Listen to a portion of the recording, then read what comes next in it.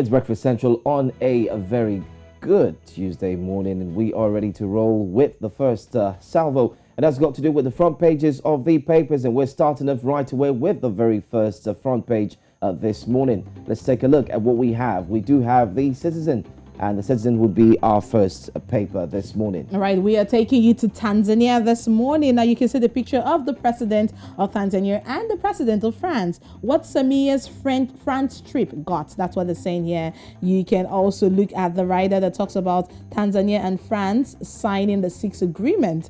And you can see a list of the different agreements, but that story is on page 2 this morning. Now, PM Alex Ngorogoro's Heather's eviction fears. That's what it's saying also on page 2 of the Citizen.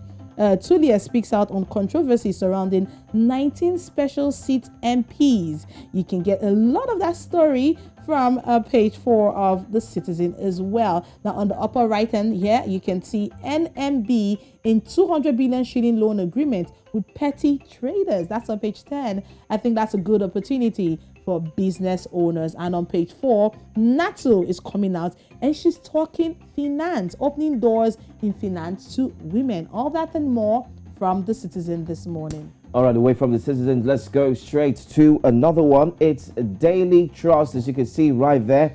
Heads to roll as NDLEA remands Kyari. Others, why top brass work to suppress case. Anti-drug law officers also involved. According to police, embattled DCP can be tried immediately, lawyers say. Breakdown of video evidence of DCP Abba Kyari's alleged involvement in drug trafficking. Now you can see that video was indeed everywhere in circulation. It was trending.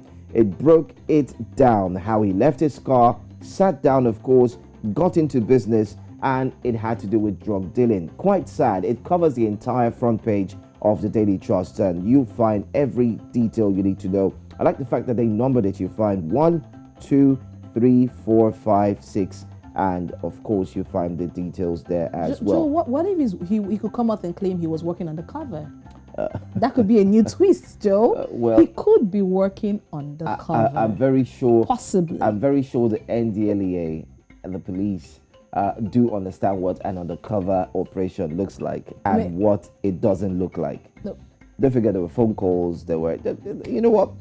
For me, I got a lot of information as well yesterday that what if this is just a whirlwind for him not to go to the United States or extradited and so on. Let's just wait. The information would definitely go around. Super Cup. Students blast ASUU. Federal government over strike, threatened protests. ASUU police, civil defense disagree over attack on Arogbeshola. And also adulterated patrol queues persist in Abuja, Lagos, and others. It's actually getting worse in Abuja as well, the Federal Capital Territory, so also in Lagos. A 2023 presidency, allies defend Emefiele. And then I'm just going to take one more. 2021, cholera killed 3,060 in 33 states and also Abuja, according to federal government. 3,060 killed by cholera. What a revelation. So that's all from the Daily Trust, from the cocaine scandal, and much more. I can't tell you enough what I went through just trying to get fuel yesterday, Joe. But I can give a testimony that right now my tank is fully loaded. Let's move to the Daily Monitor this morning. That's the Ugandan paper. Government Mengo deal invalid. That's a minister coming out talking tough this morning. Now you can see this picture. Protest. Torture victims ask UN to stop funding Ugandan Human Rights Commission. Oh, really? Human Rights Commission shouldn't be funded? This is a big story this morning from the Daily Monitor. You can check that story out on page 3 of the paper. And now you can also see page 10, government to vet all civil servants in cities. Don't report adultery cases to us. This is coming from the police. Do not report adultery cases to us. I mean, these are adults, consenting adults. They should know what they're doing. But you can get that on page 3. And on page 8, security bust alleged Toro cell. More details from the Daily Monitor. All right, good enough. The Daily Monitor today, we didn't see Museveni also. No, we did not. Okay, let's go to the last one for this morning. Newsday is where we're going to. ZANU-PF guns for anti-Chinese CSOs.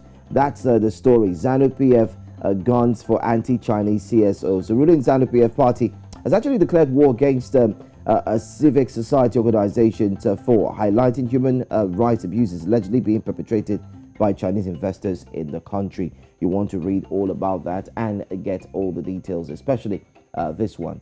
Well, you also have one more, Creatives Speak on Valentine's Day, page 12.